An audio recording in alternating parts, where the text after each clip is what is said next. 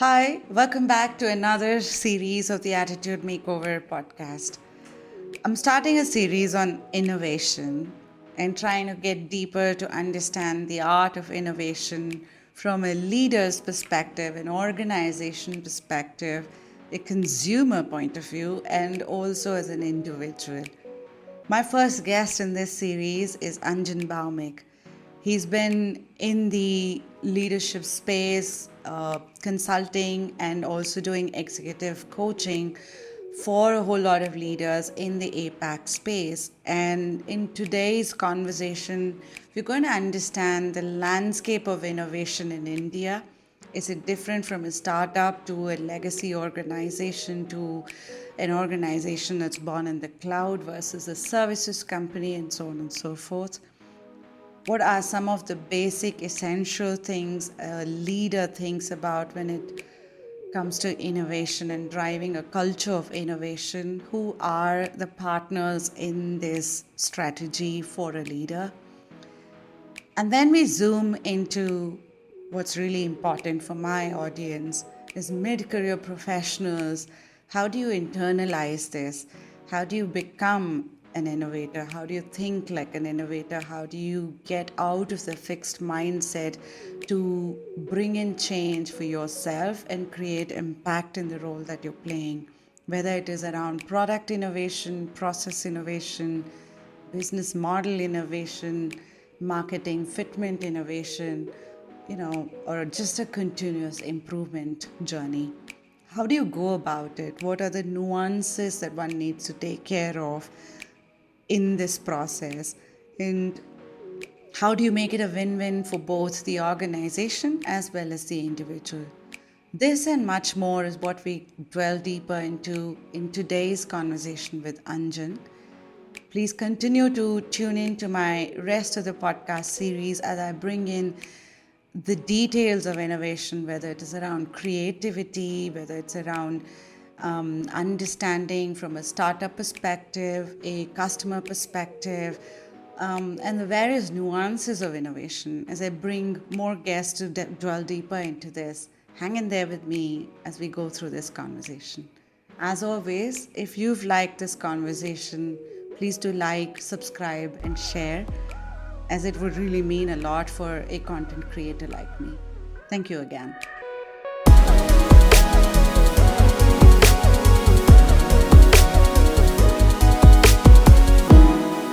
Hi, Anjan. Very good morning, and thank you so much for making time on a weekend for this very interesting conversation.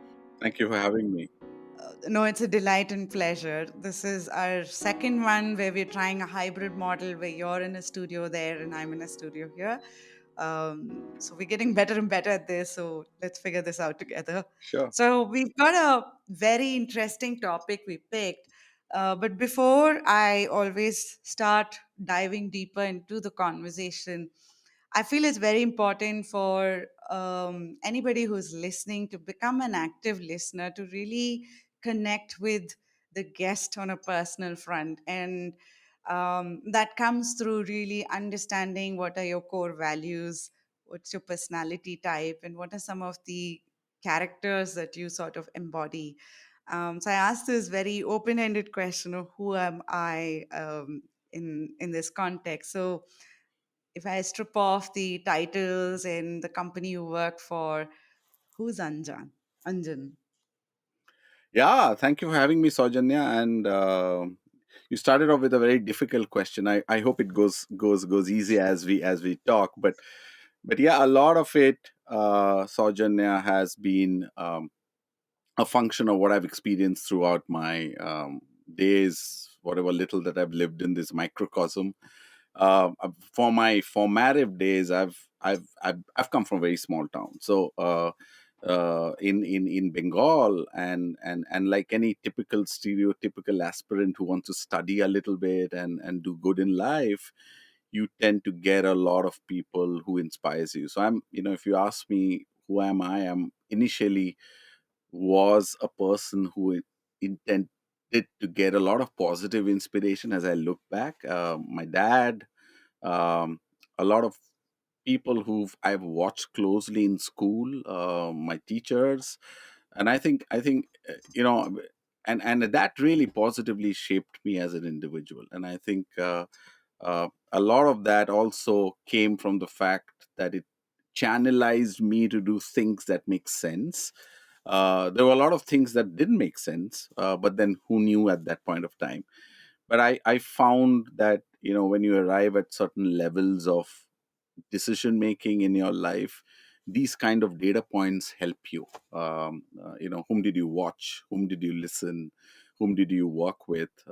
What fights you had? Um, what advice you got? So I was more absorbed by the whole uh, barrage of information and inspiration in my formative days. And as I grew on in my career, um, I tend to I wanted to kind of see what makes sense to me, and I was lucky enough to find out my calling.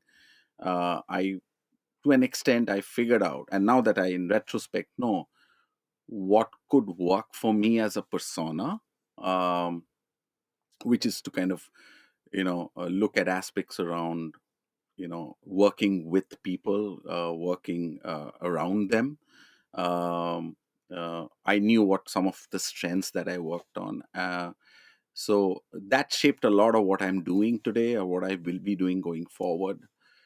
So Sajan, I'm a person who wants to work on a lot on my strengths, because my strong belief is that you would work out your areas of improvement or weaknesses while you work on your strengths. So it's not very compartmentalized to say that you're going to work on your strengths and you're going to work your area of improvement like a typical corporate template. But it's not always that in life. So I think as you work on your strengths, you tend to also figure things out and work on things that you might want to focus on. Um, you talked about values. What are some of the values? I think one of the values that I've imbibed while over a period of time is, and it evolved, right? It didn't start one fine day I have a value. It's about trying to be maniacally focus on things that really makes me succeed. um, so my values are around uh, uh, detailing. My values are around going deeper into things. My values are into nurturing those relationships that creates value or creates meaning for me, which is obviously, and I've got few.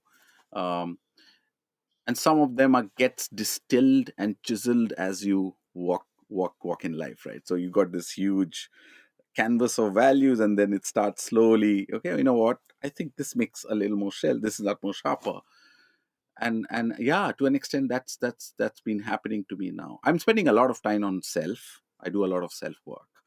um, um, I am in touch with myself because I'm an executive coach. That's the first thing that you need to do. um, I've not got there 100%, but I think I take time to kind of work on my own self once in a while, consciously or unconsciously. But yeah, so that's I interesting. think this is very interesting, and you bring on a lot of points that I resonate with.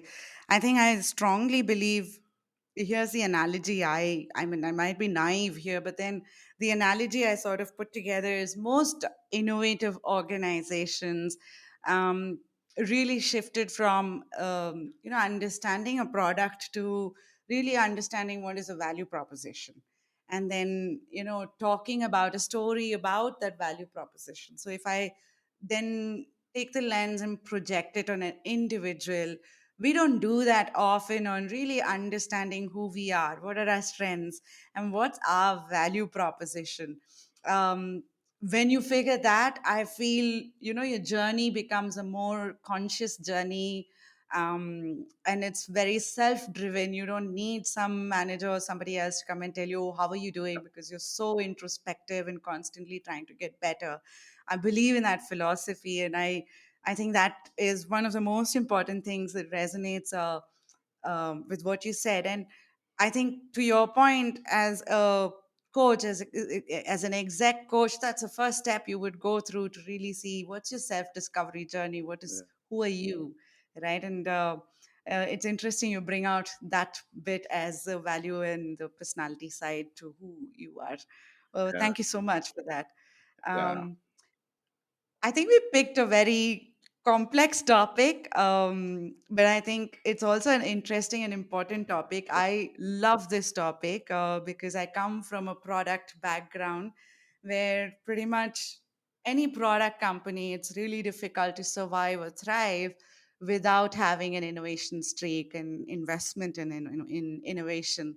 But at the same time, my experience working in product companies has also been that most organizations have like 10% of the people who are really the innovator mindset, but the others are more the followers of it. You Hmm. start, jumping into that game of innovation. So, the topic of innovation that we're going to talk about, I want to first start with what is the innovation landscape in India, especially post COVID? How is that landscape, and is it different? You worked in the APAC and the global spectrum as well. Has that changed in the past 2 years, and what are you seeing? Where's it trending towards? Yeah, thanks for that insight. And I think, yeah, just to pick on the point that you just mentioned around, how does that whole enterprise innovation means to a person? And we'll talk about that in the later part of our discussion. But I think that's a very, very critical area that a lot of us are actually, putting our heads down and figuring out what does it mean, and how do you create that space with that individual, linking it with innovation. But yeah, but to your point, I think there has been it's been pretty recent, to be honest with you. When you're looking at the COVID or the post-COVID landscape, one of the things that I subtly observe in firms is, you know, uh, there is this whole dimension about, the earlier concept around wait and watch, let the others see, and we'll kind of be an active follower and tweak it on the way. That's an approach that a lot of organizations are doing, because it's actually pretty ambiguous out there, right? The leaders don't have all the answers at this point of time, whilst they're expected to have, which is again a misnomer sometimes. But I think one approach that I see firms doing, and broadly, and we talk about India, but broadly in Asia, is around, it's to be able to kind of wait and watch and see what are some of those steps that organizations are taking around this theme on product or process, or for that matter, firm innovation. And how does that yield going forward from the need state that we're arriving at? The problem, Saujanya, is we are still evaluating the need state, because you don't evaluate without the need state, right? So Mm, what's that need state that you're addressing, and therefore to be able to innovate differently? So that's one approach that I'm finding some especially service firms doing. Um, there's a lot of work around a gradual transition from innovation to continuous improvement, and mm, I make that conscious distinction, though it might be a subset on innovation, is that, whilst we wait and watch, it doesn't stop us to look at our existing processes and see what that, and how fungible is it, how relevant is it, given what we are facing today. A case in point being, the way in which you're defining supply chain, and you worked in platform companies, you worked in Microsoft, and you know exactly what that means from a product standpoint. So there's a lot of work around continuous improvement, and when I look at continuous, and this is some work that I've done in my thesis, is when you actually look at continuous improvement, there are three, four areas that's getting very distinctly visible. One is, how effectively are you accumulating information? You know, mm. so it all starts with how do you accumulate that information. And you've got a lot of people who are converging information. You look at Ubers, they're all convergence, right? They're Yeah. not the product by itself, but the convergence of information, right? Uh, the second one is, how do I increase and involve intelligence out of that information? So you have the information, you use cognitive intelligence, and we're not talking about emotive intelligence. We're talking about cognitive intelligence. And then once you have the intelligence and the information, how do you actually try to develop a prototype or discover or create something, right? Uh, so when you're looking at that continuous improvement, I see a lot of firms doing the first two very well, and they're deferring a little bit around creation, because the creation requires resources, requires an enabling environment, and we talk about culture here. It requires talent, which is suited to that creation. So that's that last mile that organizations are currently toggling with. But to your question, to answer your question, they're doing pretty well on the accumulation and cognitive intelligence to be able to continuously improve their existing processes. So that's a gist that I sense in a lot of forms that's happening. I want to dig a little deeper on this one, especially you talked about the services side, you talked about process into innovation and the continuous improvement. It, is it different when you look at a startup ecosystem in India versus mm, maybe a ecosystem which is already there with a whole lot of legacy? Um, is this path a little different? Are the games or the strategies different there? Uh, I yes, there is. So to yes, to kind of, I completely agree. There is an approach that's a little different from what an established firm who would possibly look at different avenues of startup, and also somebody who's kind of greenfield startup, right? And the subtle difference that I see is that the startup ecosystem is starting to start from the word create and work backwards. So I'm going to create a platform which converges a set of taxis to service the customers, right? And therefore, what information do I have? What intelligence and capabilities do I need to build in order to create that service, right? However, what the existing firms are doing is they're actually doing the other way around. So, what capabilities do I have consistent? What resident capabilities do I have? So, for example, if you're looking at and I was talking to you the other day, if you're looking at a bank like Standard Chartered, they picked up a small firm called Mox. I don't know whether you've heard of it. It's a fintech company which is an offshoot of Standard Chartered. So they went back to the drawing board and said, look, do we have the capabilities to start a tertiary service called Mox, which is a fintech bank, having been the mother bank of Standard Chartered?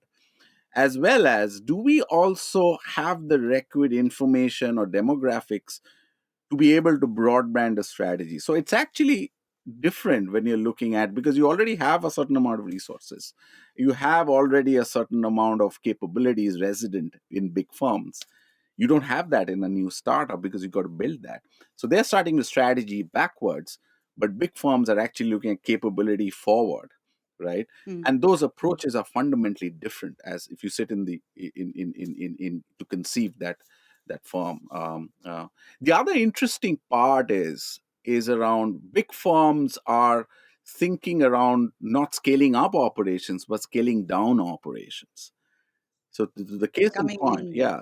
So it's not always about how do I scale it up, which is obviously the stereotypical narrative for everybody, right? But there are a lot big firms who say, hey, do I need to have all these capabilities to create a MOX? I don't need, right? So what can I sieve out, and Yeah. what can I keep to create this entity? So the Yes. capability to scale down is again a part of innovation. So, and it's all about how do I kind of leverage the existing supply chain or make it more sharper. Whilst a new firm is fundamentally, their narrative to a seed fund or a round one or a round T is, how do I scale it up? Right? Because that's exactly what it's, okay, how do you make it viable? How do you make it scalable? And that's another thing that I think is kind of moving the other direction. The objective is the same: create that startup which creates value, but then the approach is, I think, is a little different. Makes sense. And I can see the challenges associated, especially, mm, for a company that's born in the cloud. Yeah, I feel it's you don't have the burden of the legacy that you're carrying, right? It's yeah, like you're carrying others' monkeys on your shoulder, and you have to run at that same pace like this company that's born in the cloud, and that's a difficult thing to do. And as a leader of these kind of organizations, that's a big challenging job you have out there, because It's not just that 10% in your organization can innovate. You need everybody to understand this knowledge base that you've got, synthesize this data, and apply it to whatever role you've got in that organization. How is that leadership dynamics today? What are you seeing as patterns? What are challenges that leaders in organizations are facing when they are trying to drive a transformative innovation strategy? Well, yeah, that's an inquiry which is extremely vast and predominantly unknown, to be honest with you, right? But I think, having working with few of them lately, um, I think one of the things that's really occurs to me as leaders is and I've said this in earlier one of our earlier meetings somewhere, is that the assumption that the leaders know it all is getting challenged. So they are also experiencing the same level of ambiguity as a lot of us in middle or senior level managers, right? And therefore, suddenly this whole thing around reverse mentoring has cropped up in organizations in India, where they are willing to say, hey, you know what, I don't claim to have all the answers, but let me start seeing what I can do with whatever little and something I can learn from the gigs who's coming in, as data scientists or analysts from different parts of the world, or so suddenly there is this huge appetite on learning, both cognitive and non-cognitive, that's coming to the fore. I'm not saying it was never there, but it's just that it's coming up to the forefront, and they've been a lot more inquisitive around what's in store, because now it's a factor of a need. It's not good to know. It is about, if I don't know it, the chances of me failing is pretty high. um, and the bad news is, the expectation of a leader is, you should know everything that's going on. I mean, at the end of the day, you're the PNL. So that's the premise in which a lot of leaders are subtly struggling with, right? And therefore you'll find a lot of focus on cognitive learning, a lot of focus on non-cognitive learning, and we'll come to that on that sense. The other thing is, the pace of change. you know um, the way, the business cycles of firms have reduced drastically. All right, so I'm actually doing a study with a professor in Cornell, and to see, in service firms, what's the current average business cycle for a mid-sized company. And it's actually reduced from 3.5 years in terms of P&L cycles, to around one and a half to 2 years, Mm. which actually goes to tell you that you need to report to your shareholders, or you do your investor expectations. From 3.5 years, it cuts down to around 1.5 years, which actually goes to prove that in service firms, and we can extrapolate it to other firms, I'm sure, um, there would be a lot of expectations from leaders to bring in quick fixes. Okay, so rather than the strategic, they're also expected to oversee tactical. Okay, Yeah. Yeah. and I'm not saying do the tactical, I'm just oversee tactical. So this correlation between leaders is equal to strategic is redefined into leaders being strategic as well as tactical. That's the first thing. The second observation around leaders is, they are not expected to manage the P&L. They're actually also expected to bring in change in the organization. So here they're accountable for profitability or revenue or whichever matrices you want to, as well as bring in disruptive change. So with equal intensity. So it was never there about 3 years back, right? The intensity, it was there, but the intensity, it was not that equal balancing. And therefore, you're expected to turn around and get in new capabilities as well as run the P&L. Very difficult proposition to do, right? And It's almost therefore, like, yeah, go ahead. sorry, it's almost like you're in a fast moving car or a train, and at the same time, you're trying to get in Yeah, new processes, new changes, while this has to move at that same pace, right? yeah, Yeah. with equal intensity. And that is Yeah. where I think leaders need help. And that is where you'll see a lot of modular organizations getting formed. You because you don't have time to build capabilities. You need to buy them quickly, right? Because I mean, I come from an insurance reinsurance background. These firms are actually looking at data scientists and data scientists as capabilities from countries like Israel, countries like India, to kind of look, I don't want to build data analysts. I just want to bring them on board, because I don't have the bandwidth, because of my business cycles being shortchanged in such a way. So that's another area which leaders are really, really working with.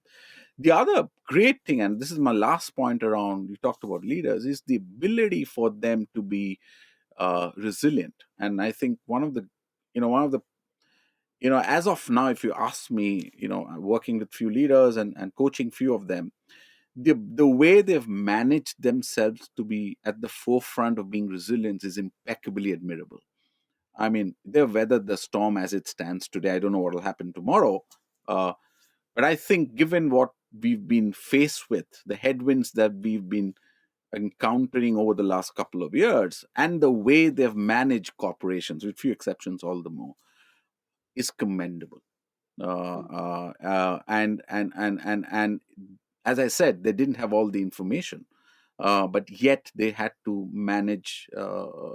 If you're looking at, I mean, whilst there is an interest rate hike in the U.S., if you're looking at earnings, while there is a lot of inflation in India, but if you look at corporate earnings for the last 4 quarters across the U.S., across India, across Asia, they're pretty much out there, in terms of resilient. And I think I attribute a lot to the way leaders have been managing that situation.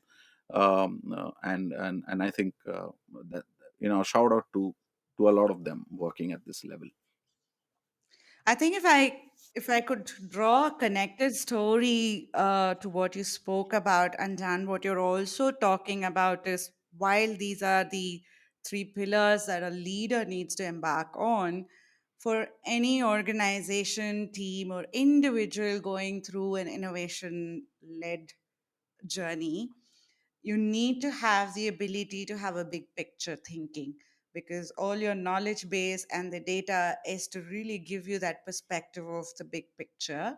You need to have the mindset to actually experiment and be agile in that process, and thereby comes the whole thing of strategic as well as tactical, and how you build or facilitate collaboration and so on and so forth, the mindset part of it.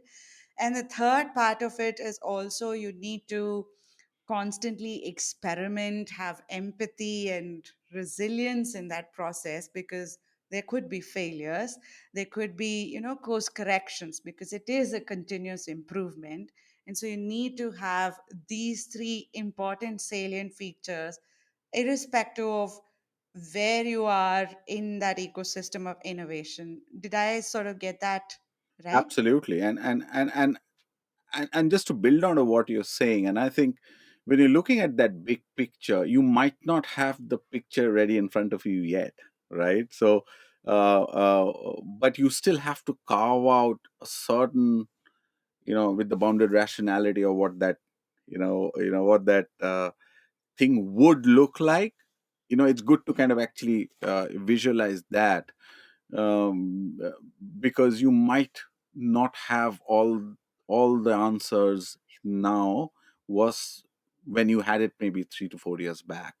So I think, carving that big picture is and therefore the collective wisdom is critical. So it's more, I see a lot of industry meets getting, I mean, it's not that it was never there, but there's a lot of sectorial reflections happening, Yeah. insure tech, fintech, um, and therefore, my last reflection on your inquiry is around, and we talked about it some time back, is about, this concept of tech, right?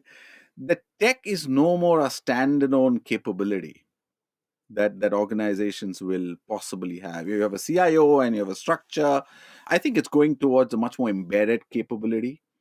So leaders need to be a little more embedded, or design organizations where tech is embedded rather than tech as a standalone capability that enables business, right? And that shift is a very critical shift that leaders need to consciously make. Of course, given the fact that you need a little more money for that, but you need to spend that resource to be able to be, to your point, more agile and more relevant.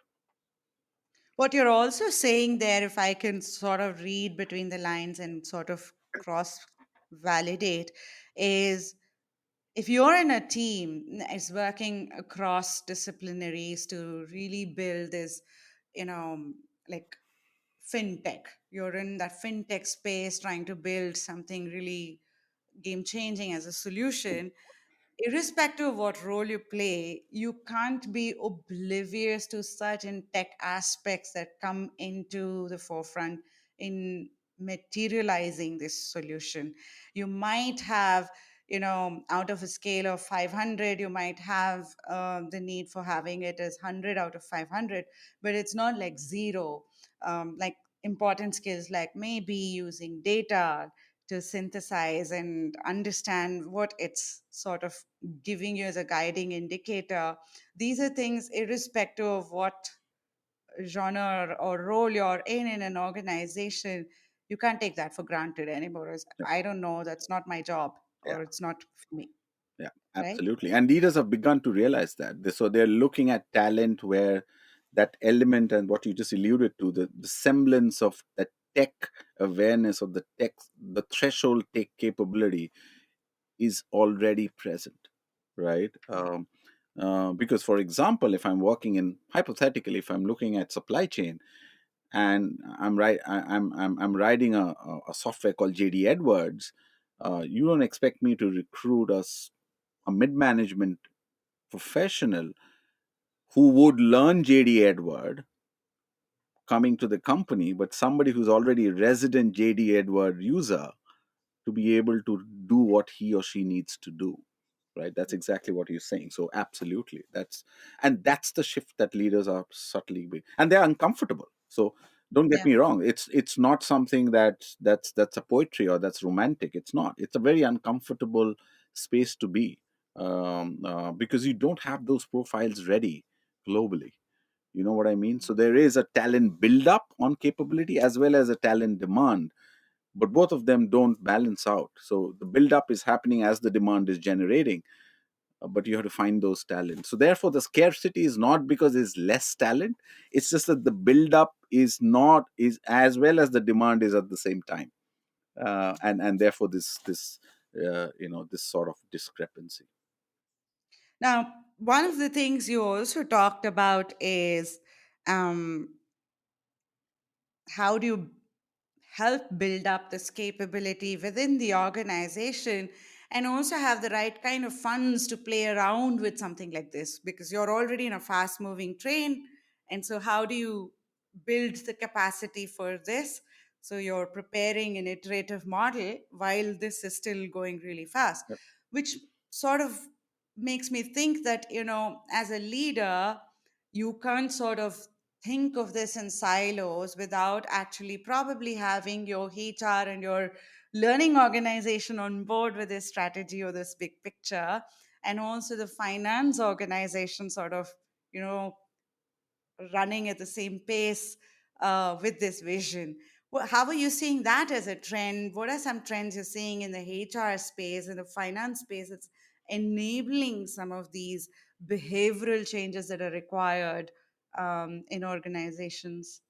Yeah. So Sajana, one of the things that's come to the forefront, and you know, in specifically, is this aspect of what we call as organization development, which is a core element of human capital, or HR for want of another word.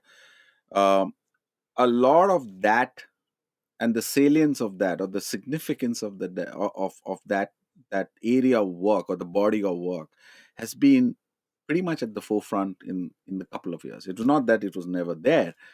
uh, they did a lot of change work during 91, transformation in India, and then look at the digital revolution 2002, a lot of work around that. But then I think now there's a third wave around, as you look nimble supply chains and you're looking at new capabilities, that's come to the forefront. Now I'll qualify what that means. And I think a lot of lot of, and we'll take HR and probably we'll take finance separately, because those are and we'll see how that converges. But I think more importantly, HR, there is a lot of work that's happening around, I sense, around mindsets. Okay. And specifically when you're looking at mindsets, we kind of working with a lot of leaders around what does this whole thing around mindset mean, right? I mean, is it resident, or is it something that you can acquire? Can it change? So all this inquiry keeps us busy, right? uh, then a lot of inquiry around, if, okay, I have a set of a mindset and you can define it through some inventory, etc. But how do you quantify, how do you operationalize a mindset, right? So a lot of work is happening in terms of, what are my fixed mindsets, um, and therefore, what are those triggers of fixed mindsets. So for example, my belief. So we work with a lot of leaders around belief. Our belief is that mindsets don't change. It's, you're born with it, or you spend 30 years in a corporate, you expect me to change my mindset. That's a belief, so that's a trigger of a fixed mindset. So we are spending a lot of time, and there are 8 triggers largely. If you're looking at the Growth Mindset Institute, there are 8 triggers, fixed mindset triggers, that we all struggle in as leaders. And not even leaders, even the mid-management professionals, is that belief on, I can't change. I've worked this for 20 years. I'm in an industry in tech for 10 years, so I can't get into a manufacturing, right? So that belief has to change. The other thing that amongst the 8 that's really coming into fore is this thing called grit, which is Mm, again a fixed mindset trigger, to say that, am I being temperamental about change, or am I being persistent about change, right? So those are the 2 extremes. So we work with a lot of leaders and management, senior managers, to say, where is your grit, and what is grit your trigger? How persevere are you? Their assumption is, if you persevere, it's never going to work, it's going to waste of time, right? So that fixed mindset is coming to the fore. The other thing that's coming in is actually setbacks. What if we fail? Now, if we fail, how am I going to show up in front of, some, I've created this career for 20 years, and you're telling me to do something new. What if it just screws up? Then how am I going to show up? That's some fixed mindset trigger that we are working from an HR standpoint. So some of the things and of course, the last one that typically I see in classical organizations is what I call as comfort zone, mm, right? Because comfort zone is working with something that has worked for you, and that's a trigger of a fixed mindset, because you might not try something new, and that trigger is playing on largely in classical organizations. So if you're looking at where does HR contribute, a lot of my time is spent on working with these leaders around fixed mindset, and trying to see what your fixed mindset predominantly looks like, and what we could do to enhance. On the financial part, uh, I think, yes, a lot of work um, around, and if you're looking at boardroom reports or the annual reports of companies, a lot of focus on ESG. There is ESG reporting. There is a lot of focus on how do we ensure that we redirect capital from one head to the other, to ensure that we give more room for experimentation. So the boards are actually asking us to say, okay, how much money have you allocated for experimentation? I mean, that's for a want mm, of another word. So it's R&D, is looking at new capability. What is that corpus? So there is increasing demand on kind of seeking more resources around experimentation, ESG, which is coming to the forefront in sectors. The other one for finance is around divestiture. So I see a lot of big companies hiving off into small companies, and therefore, what does it mean? What would that configuration look like? How does it link to the mother company, etc., etc.? So again, a lot of work is coming to the forefront. And last but not the least, regulation. With this hybrid mm, working, even I can afford to sit in. I've got a job where I could be based out of Singapore, but you look, with hybrid working, I can sit out of India and do the same job. How does it mean legally? What are some of the tax implications that I have to follow? So there's a lot of work on regulation, and I don't know whether that's linked to finance, but a lot of work around, you know, compliance, around employability. Can I do it? Are local regulations attuned to do it? Is it nuanced to a certain country, or is it largely broad based? So these are conversations that HR and finance is and of course these are all related to employability, is toggling with, because frankly, Saujanya, we don't claim to know all the answers. This is just something that's hit us so hard so fast, right? Yeah. So yeah. Yeah. Yeah. I think one of the experiences I had very early on, I was telling you the other day, I worked for HP, and HP started as a GIC or GCC and eventually went on to be an R&D hub.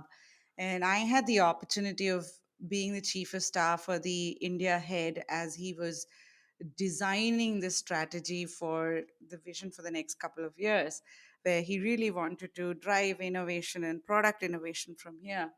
And what I realized was it's one thing as a leader to have that vision, whereas when it comes to real execution, it's about these various hands and legs or parts of your organization working seamlessly and effortlessly in experimenting, in failing, in being open to some of these, having a culture of, even water cooler conversations is, really interesting on we should try something like this. It's a big mindset shift. I want to now zoom into an individual's point of view. With this being the demand or the journey that a leader is going through, where do you see the current journey of an individual to be? And then we'll go into the details of how does an individual go through a change. But first, if you can sort of paint a landscape of what's the reality of an individual working in an organization, knowing that this is what the leadership is really trying to change, and that's the demand out there in the market as well. What's the reality, the ground reality from an individual's point of view? Yeah, Saujanya, I know you've actually given us a lot of examples. I think I'll give you one here. There's a person that I was coaching, one of the big fours, financial firms, and he's in the middle management, middle to just touching the senior management. Predominantly holds, he was in the accounting stroke compliance sub function of the arm, and one of his core jobs 4 years back, 3 years back, I think, yeah, 3 years back, was about um, was about data hygiene. And he was into the tax compliance piece. So a part of the back end was about how do you mentor, you get your tax legislations up to date, what are the implications around taxes for individual clients that you work with or CXOs that you work with. So so that was a service that one of the big fours did it. So he was responsible as a role to kind of get all this information and feed it back to his manager or to his peers, and in big fours we have this role called customer experience manager, right? Yeah. Where you give it to the customer experience manager, and he or she liaisons with the customer, which is your clients, and say, look, this is what it looks, this is what you should do. So he was the back end guy, and somebody used to do the customer experience piece. So one of the things that, and he brought that up to me and said, look, Anjan, I'm facing a dilemma. I said, so we worked on him and saying that, look, in the last 1 year, I have a situation where um, I am now expected to handle customer experience, Mm. and not do the job that I'm expected to do, because that's been hyped out as a central arm which will feed in that information. And um, so my narrative was, and he's been doing that, Sojanya, for 15 years. So he's done that back end work for 15 years. He's never in his career faced a customer or a client, and he's shitting bricks. He's like, God, it's a recipe for a disaster, right? And he was extremely, obviously anxious, and how do I liaise? And these are customers across the world. So you might work with somebody from Tel Aviv or somebody who's in Vietnam, right? So, and he's sitting in one small town in India, right? So that freaked him up.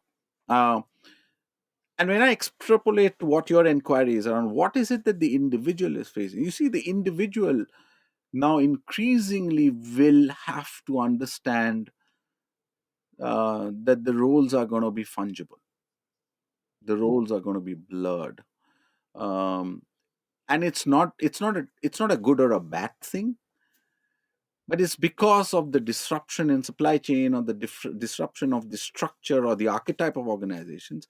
It's bound to happen. Okay, so to answer your question, the first thing that might occur, and it's occurring in pockets, but it will occur in, is around, you got to be a little more ambidextrous with respect to some of the roles. And I'm not saying you're an actor and I want you to become a municipal commissioner. Not that far. It's just that trying to see what could be some of the synergies and try to broadband or broad base your roles so that you cater to a bigger population or a bigger business. So that's the first thing that I see it's occurring. The other thing that they need as individuals is around empathy, because um,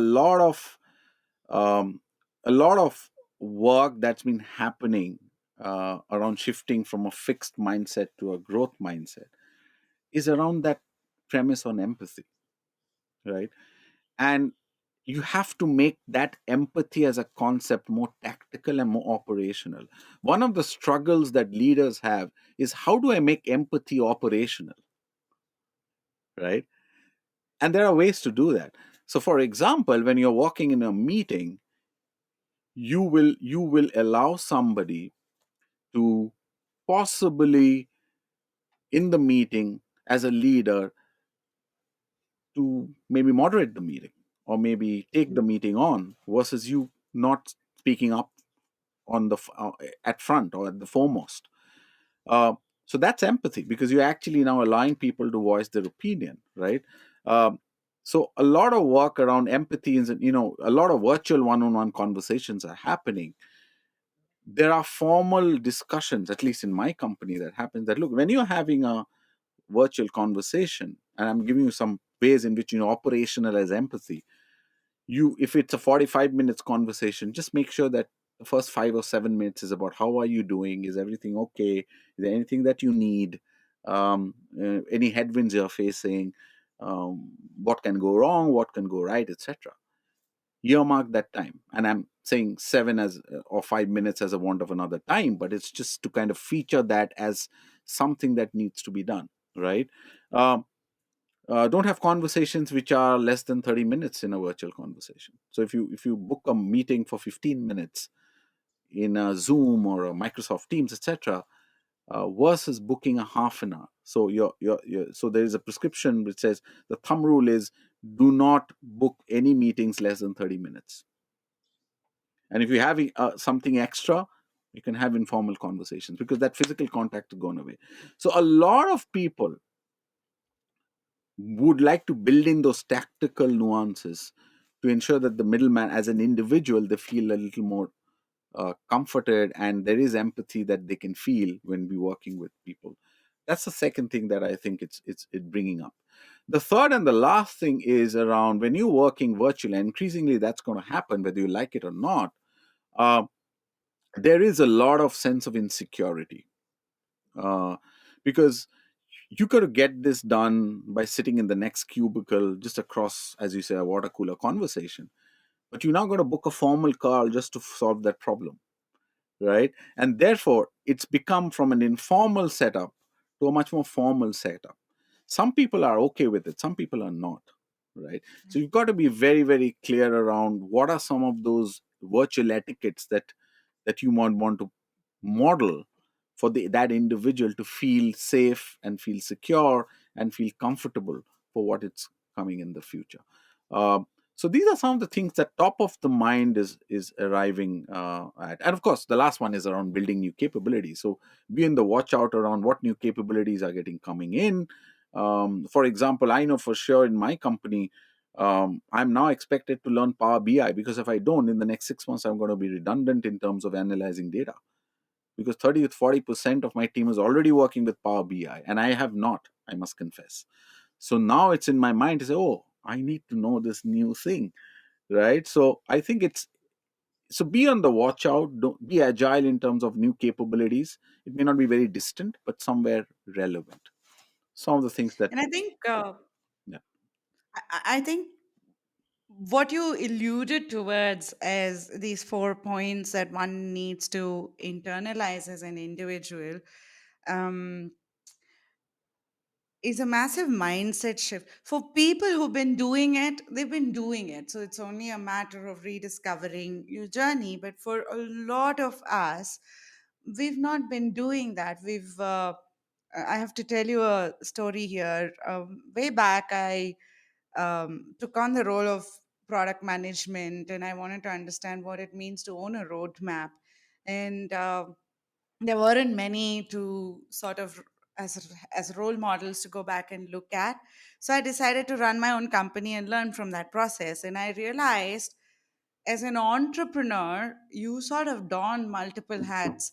Like today you're a HR, tomorrow you're a marketing professional, day after tomorrow you're figuring out legal, code, everything, right? To your point, the interlocks of what makes your role successful, or understand how this role sort of feeds and impacts the others, it becomes a lot more clear, and the boundaries are a little yeah, fluid as well. Whereas in an organization, these boundaries are sort of like, there are role documents, there are definitions, and things like that. But what you're also saying, it's more and more important that you get out of that yeah, to sort of experiment, which means you need to get a little more creative of understanding where are yeah, your roadblocks. Are you connecting beyond just the engineering to the other peripherals that really would be using what you're doing? And then experimenting, having the ability to have that big picture curiosity to go and explore what's happening in this space. And then sort of then collaborating across, because you're not a master of all this knowledge, but probably there's someone else on the other side, maybe marketing, maybe sales, or somebody who can guide you on, this is what the customer needs are, or this is what I'm hearing from the field, for you to then iteratively build a solution that really has an impact. Is that absolutely, right? absolutely. And at the stake of being a little provocative, um, please don't sell role profiles for jobs anymore. It's not going to work. Nobody reads it, right? You want to know about the role, pick up the phone and have a conversation with the headhunter or the person in the company. It's much more informative, it's much more personal. 3-page role profiles, to your word, and exactly to your point, it's a passe, right? Because it doesn't talk about the interlinkages. It might just state a function. You shouldn't interact with marketing, you shouldn't interact with compliance. It doesn't say anything, right? So when I was a CHRO for a US candy company, I stopped role profiles. I didn't ask or I didn't send any role profiles. I said, look, if you have 5 people you want me to meet, I'm going to talk to those 5 people rather than preparing spending 2 hours on a role profile and sending it across.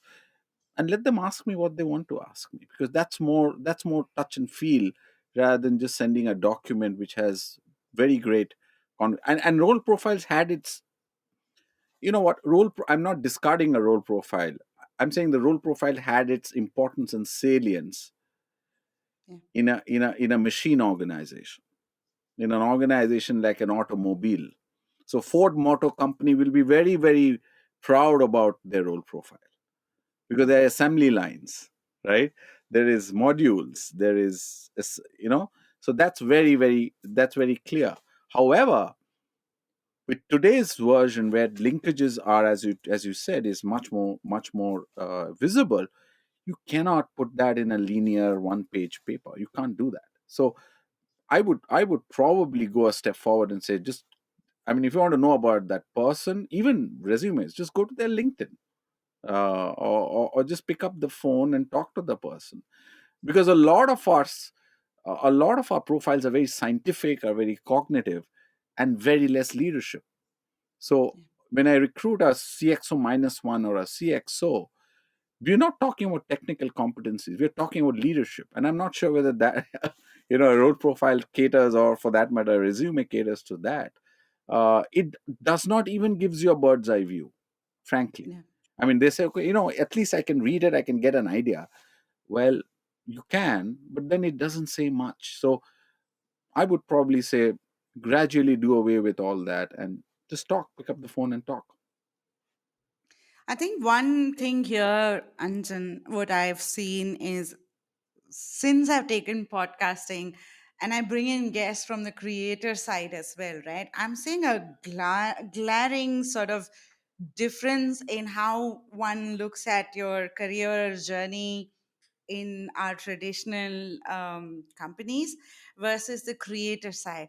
Um, I'm going to go a little more with the intent of, as an individual, how do I change then and be ready for something like this? And this is my observation in the last 8 months is that when you talk to a creator, they're constantly innovating. It's like day in, day out, they're trying to figure out, okay, this is cool. I need to experiment with this. They'll probably talk to others who are doing these cool things.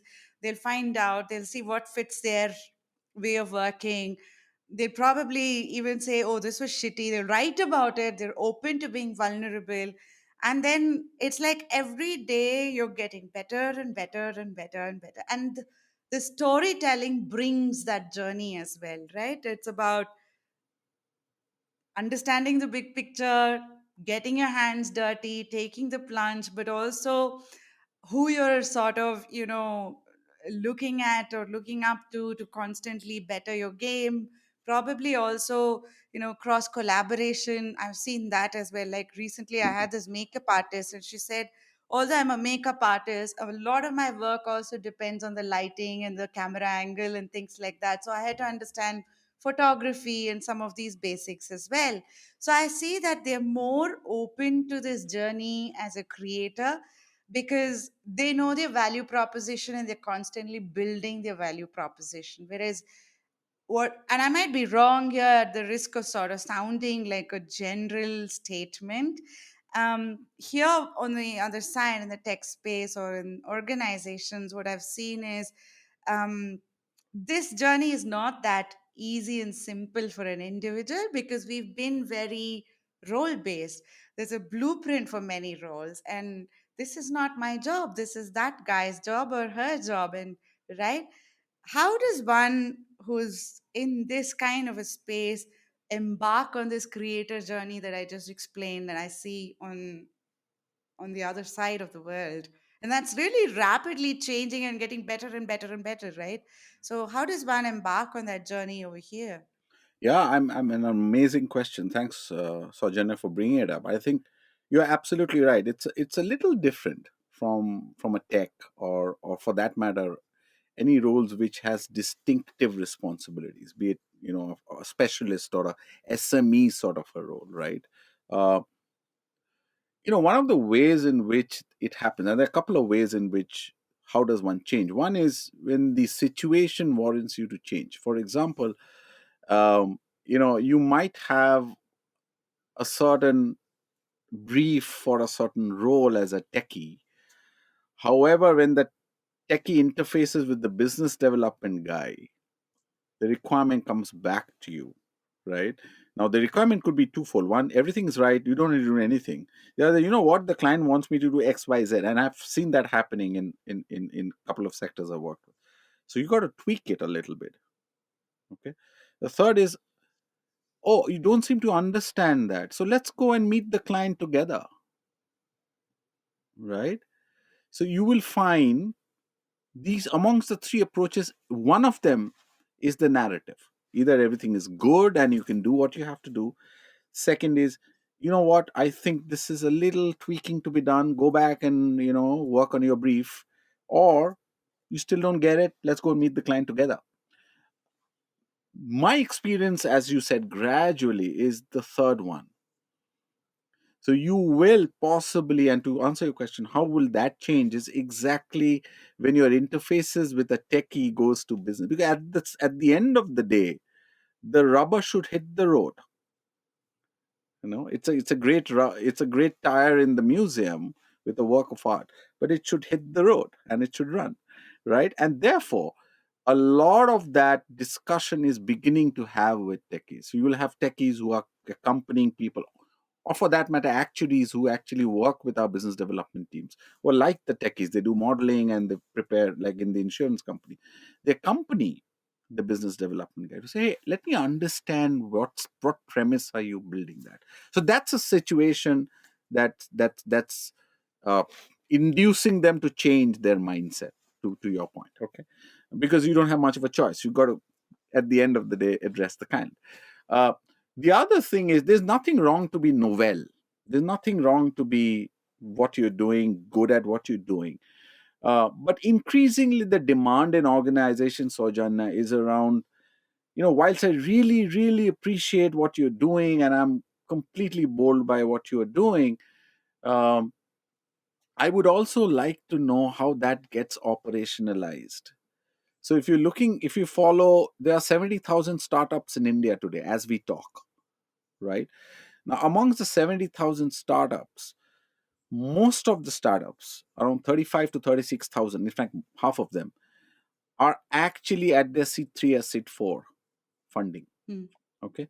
Now, when you are typically, and you are in that space, in that seed 4, or maybe, the tougher questions beginning to get asked, Yeah. right? So the reflection of a techie, or a creator, forget the techie, reflection of a creator would be, I will continue to create as long as it's because it's exciting, the space is great, this is what I like. But however, when I translate that into making that operationally, or somebody getting interested, at some point of time, you need to have a sustainable business model. That's what Infosys did. I mean, or a lot of people are now talking that, look, all of this is great, but at the end of the day, don't lose visibility that at the end of the day, there is a straight line in the ECG machine which has its value.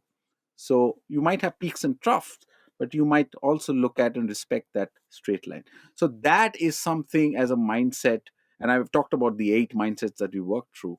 It's about, the comfort zone needs to change from that to a much more persistent and resilient stuff. So these are the 2 scenarios that's occurring to me at this point. I don't know whether I've answered your inquiry, but it's just that, A, the situation demands you to do that, or B, if you can just follow if you follow the data around Indian startups, and I'm not getting into the regional startups, you'll find those questions are getting asked, right? And they're not doing good with it. So if you're looking at questions being asked about the PNLs, the health, or the size and the shape of the PNL for these startups, those questions are beginning to get asked.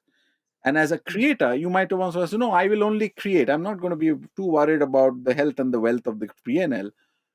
I'm not sure whether it'll sustain that narrative for a while. It might today because it's everybody is in high energy, but then when you're looking at holistically, I'm not sure that narrative will work for a while. That I'm going to continue to create and build brilliant systems and see how that creates value. So that value creation is very critical. How do I create value with what I've created? And that needs to get answered. I think this is a very important point that you bring out as well. Um, I think, again, going back to my old days, see, it's a research background, right? So, as a researcher, as a someone who's been in the R&D side of things, there's a lot of joy and thrill in just going and investigating, researching. But if that is not going to convert to profits and convert to either cost optimization or new customer acquisition or new market segment, or the reason why a business is surviving, and even as an individual body, like if I'm a creator today, like I can do podcasts, but eventually, if it's not going to be sustainable, then will I do it? Is a question, right? So that's what you're also asking. It's not just about taking the blunt plunge to be a creator or exploring this journey just for the sake of it. It also has to be purposeful in terms of the impact and the reach it has, and the sustainability of it. And that's where you start probing further and further and putting your continuous improvement processes. Yeah, yeah.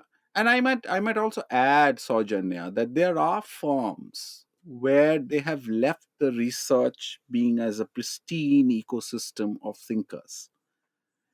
Now, I wouldn't kind of say either or, and I really don't know what works or what doesn't. That's my personal point of view, but I think I might stand corrected to say that.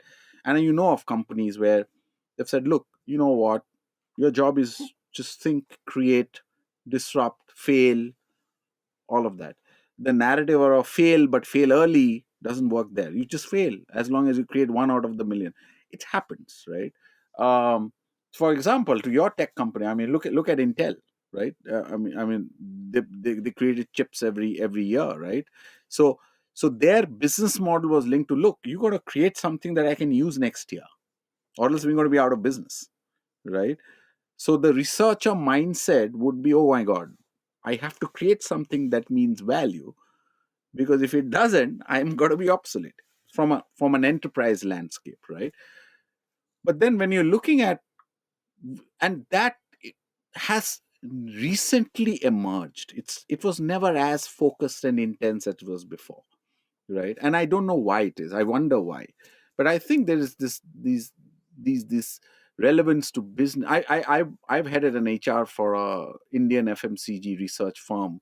We, in fact, their office was in Pune, Bangalore, so I used to visit there. Um, and their ecosystem was, it's not, you just create the best product you want to. You create, and it was into the consumer space. You create the best shampoo you can. You create the best incense flavor as you can. Don't get too worried about 5 years, 4 years. And they started doing that. However, that's got transitioned into a much more tangible, and the narrative is, you create it, but this is what we want to, a product launch could be in this year or around this year. So just keep that visibility in mind, so the narrative slowly gets changed. Now Yeah. that's an evolution, Sojana, that we are seeing, right? Whether you like it or not, that's getting done. But there are firms who still, I mean, I would imagine firms like Tesla would have incubation centers, universities have incubation centers. But I don't know, at an enterprise level, I mean, correct me if I'm wrong, I think the narrative is subtly changing. And we are not saying don't feel good about discovering. We're not saying don't get aha or wow about creating. Do that, but at the same time, keep something in the periphery. Yeah. This reminds me of I started my career as a chipset designer, and for me, one of the things that I consciously look at is the trends that are really happening in the chipset space. So if you really see, innovation has, we went through the 1G, 2G, 3G, 4G. 4G is where you talked about really bringing solutions together from different organizations and putting that as a industry specific solution, which requires a lot of cross collaboration. 5G is where you go completely exponential, right? And as I think of this, I'm also thinking of, for an individual in my audience who's actually watching this, if they are at that cusp of, okay, I'm ready, I understand, I'm on board, I think I need to change my mindset, I need to start thinking of being curious and really taking that plunge. What are the steps that you would suggest to one, build a big picture? If it's happening in your organization, great. Assuming it's not happening, how do you build a big picture? Two, how do you internalize or introspect to see where are your mindset blockages, to start enabling this collaboration and trying out new ways, and keeping the big picture in mind, to your point of what is a value proposition, who is it for, is it really going to be sustainable, and so on and so forth. And third is, how do I constantly prototype it to see, can I better it, can I make it better and better so it's ready and in the leanest and the fastest way or the agile way. If I were to give this as a sort of tips of the trade of someone who's at that cusp wanting to take this plunge, what are some things you would suggest one takes? Yeah. So the first thing, I'm going to get into specifics now, all right, for the benefit of your audience, Sojanya. So one of the things that so the first step one, and this is again recommendation, not prescriptive, is around, given this scenario, I would probably keep the big picture later. I would start with what is currently my mindset. What's the space that I'm operating now? Okay, so what's my current situation? Where do I want to be in terms of the situations and the scenarios that are on? So I would encourage people who are watching this to start thinking around, what are my fixed mindset as an individual? Forget the firm for a moment. Okay. What's my persona looking at? Am I somebody who's at the comfort zone? Am I somebody who's anxious about feedback?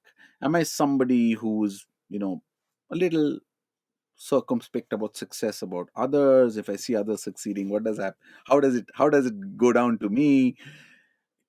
What are my predominant fixed mindsets? Start with that premise first. Start with self. So do a lot of work around self-awareness, because for me, as an OD practitioner, uh, you are the center of transformation, and you cannot discard that holistically. You have to treat that as the first preference. So I would recommend, and there are ways in which you do that. There are coaches, there are practitioners. Do what is more comfortable for you. Start with that premise. So build that first brick around self-awareness. Okay. Help that help that converge it to, okay, what am I good at now? What are my key capabilities that I've built over 20 years, 10 years, 15 years? I don't know. What do I feel good about? Okay, right? And and I would go the path of, okay, if I'm feeling what am I good about, how am I using what I am good about to the current job or the role or the firm that I'm working with? To what extent am I doing that? Right? So if I am somebody who works a lot around innovation, to what extent am I being using that strength of mine to translate that in the current premises or the ecosystem that I'm currently working with? Okay, simple steps. Okay, and then come to the big picture. You're not so to look at the as is state first. Okay, and stop me if I'm sounding very clinical. And then moving to, okay, therefore, if this is what I am looking at, what is the big picture looking at in the domain of strength that I'm operating at? So don't look at big picture in isolation. The big picture is digital, doesn't say anything, right? So what is the big picture with the domain of strength that I'm good with, right? And work out a path in saying, if this is this, what do I start? What do I stop? What do I continue? Okay. It's a simple way of putting these together in a piece of paper. Okay. You don't have to create milestones. The fact that you're at least realizing it and being aware of it is 90% job done. Because trust me, if you do that, whether you like it or not, it's going to come back to you. So the moment you feel a little exasperated about what's happening with the world, you'll say, hey, you know what? I did this. What did I do about it? I really don't know, but I did this. So it'll come back to you, right? And it's a very powerful exercise that we work with senior most leaders, and even middle level managers and frontline managers and the operating core. Do that. Okay, that's the first piece I would recommend. The second piece is what we always ignore. That's the cognitive piece that I told you. The second one is the emotive piece. Hmm. We forget that piece in professional setup. Probably do a stock check around, how am I self-aware? How authentic am I?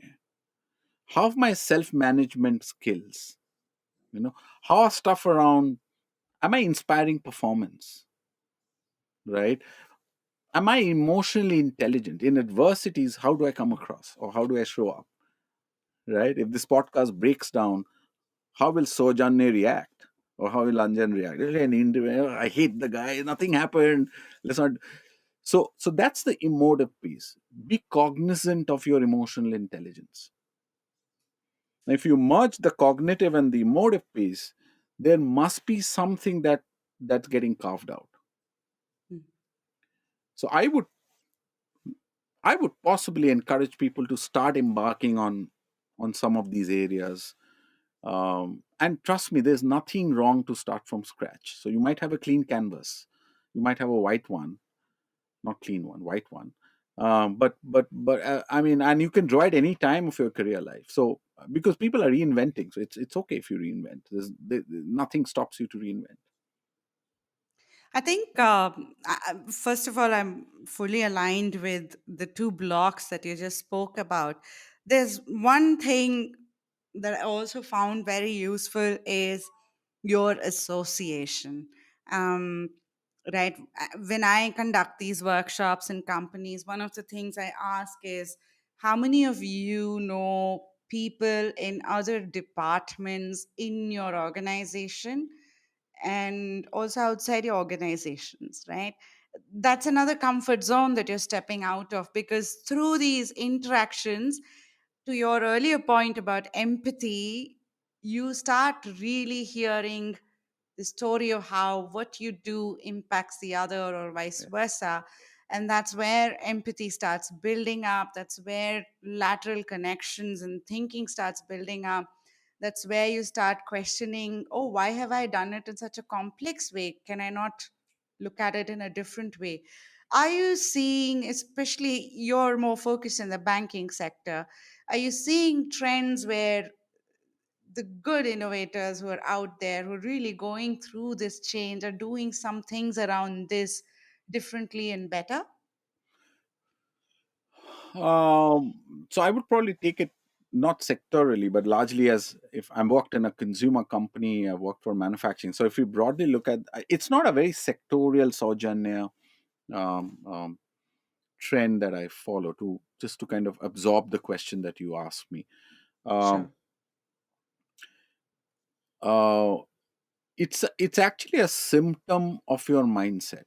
So if you are siloed, or if you're only working with your team or your area of influence or your department, it's just symptomatic of your mindset, right? So it's an outcome of the mindset that you have. And it could be, and it may not be, it could also be an outcome of the ways you've been structured in an Mm. organization. But I give that less importance. I think nowadays modern organizations, just because you're structured in a different way doesn't stop you to reach out to people. I mean, very simplistically put. So I would possibly have this very thing that you talked about being a sign of a mindset that you have. And you rightly called out, it's what we call as comfort zone. We don't want to come out of our comfort zone because we think we are good at it. We are the best in the zone that we operate, because so it's like a big fish in a small pond, or a small fish in a big pond. You want to figure out what you're good at, right? And therefore you are a little reticent to kind of move out. So I think, to your point, uh, organizations are beginning to build structures around matrix organizations to increase collaboration between hybrid structures and modular organizations, all sorts of archetypes. But I think it actually boils down to not the organization design, or what I am whom am I talking to. It's actually got to do with what the second pillar talks about. This is your mindset. Why are you not interfacing with a business development? Is that because you're a techie or an actuary? Or is it something that's there that needs to unclutter or declutter? Right. So I think it's more an action out of something that's more deeper, which you need to investigate. Yeah, yeah.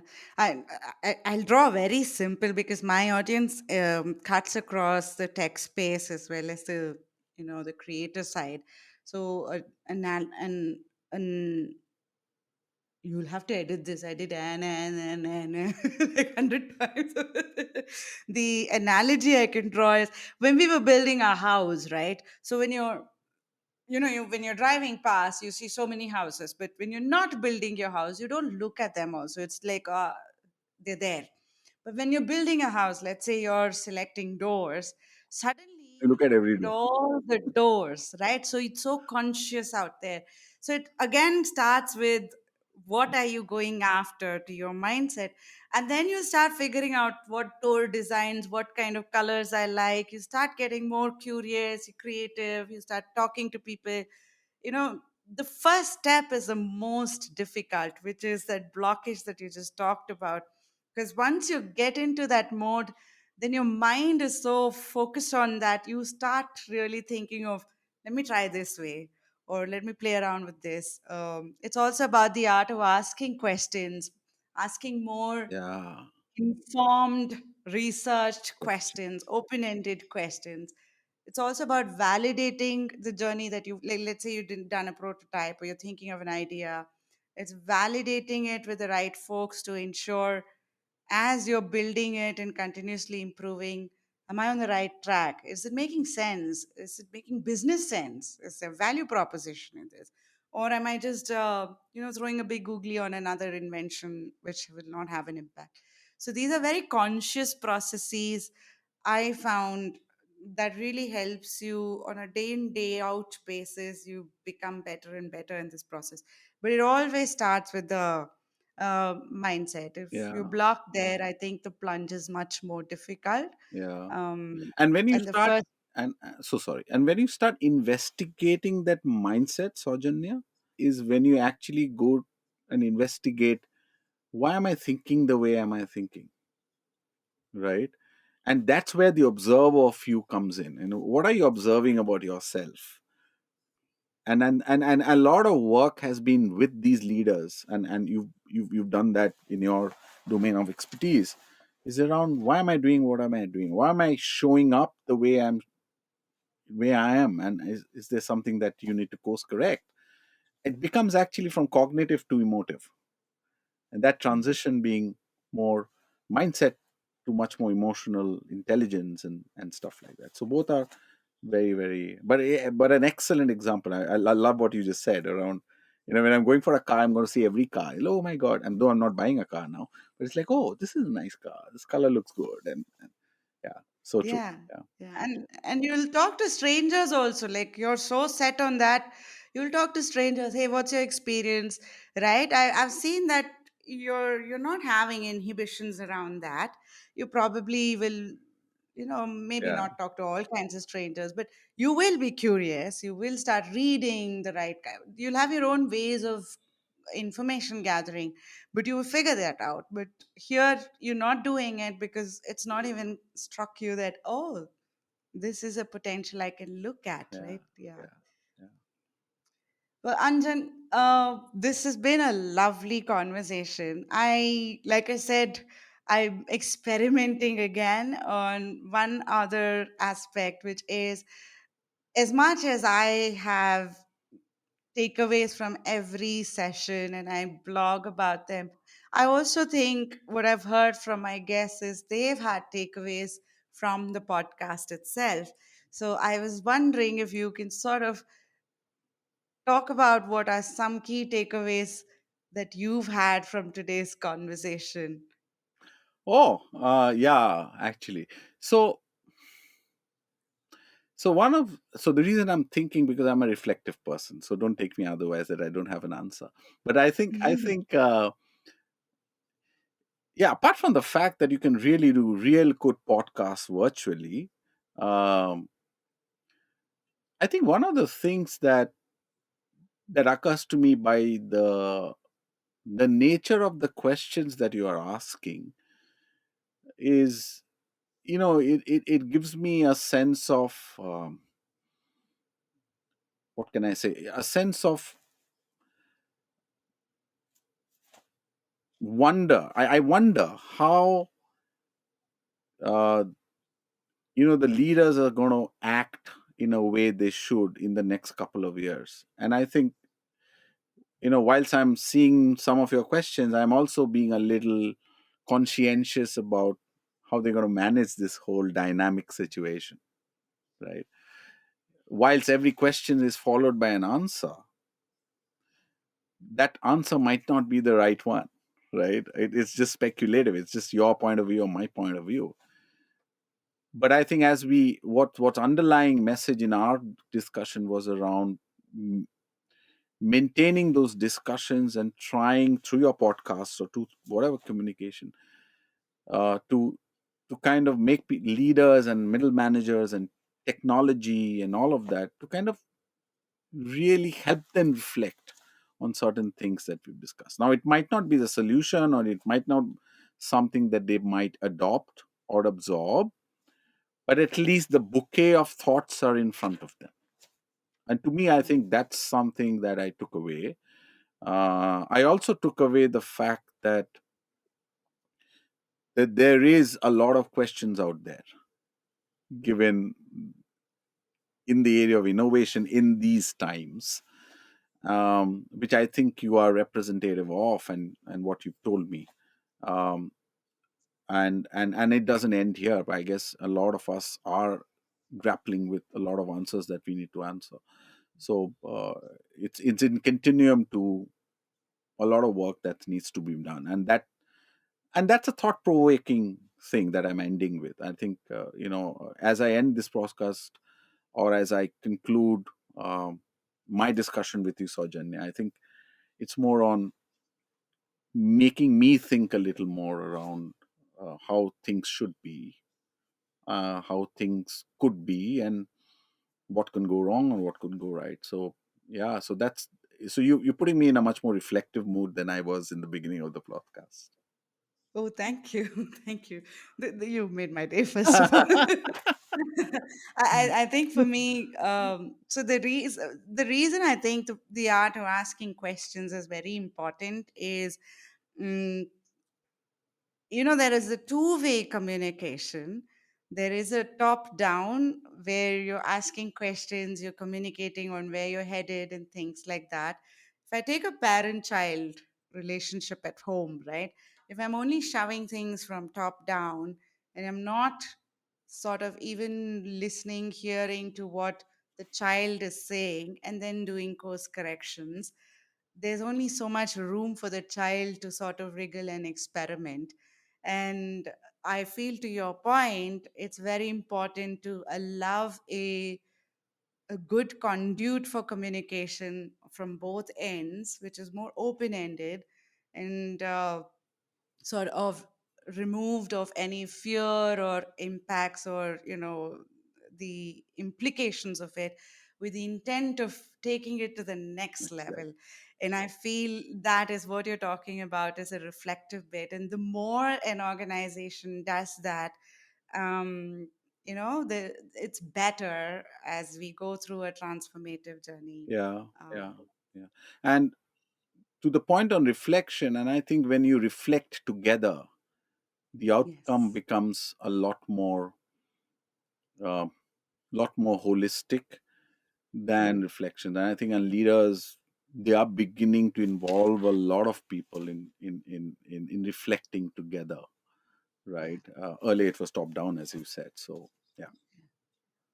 One last bit. What does attitude makeover mean to you? This is all for my bites. You see, I'm in this creator economy. I need to create content on the branding aspect as well. So, what does attitude makeover mean to you? So attitude makeover is, to me, synonymous to transformation. It's synonymous to going back to the drawing board and start drawing anything that you have in your mind, and be good and feel good about it. So I think it's about white canvas and draw anything you want to and come out very happy about it. So that to me is an attitude makeover. Well, Anjan, thank you so much. On a Saturday, you gave me almost 2.5 hours. Thank you so much. This means a lot to me. Thanks so much, I hope Sajjan. you enjoyed this conversation as much as I did. Of course Thank I you. did, and good luck for everything in life. Thank you, Sajjan. Thank you, Anjan.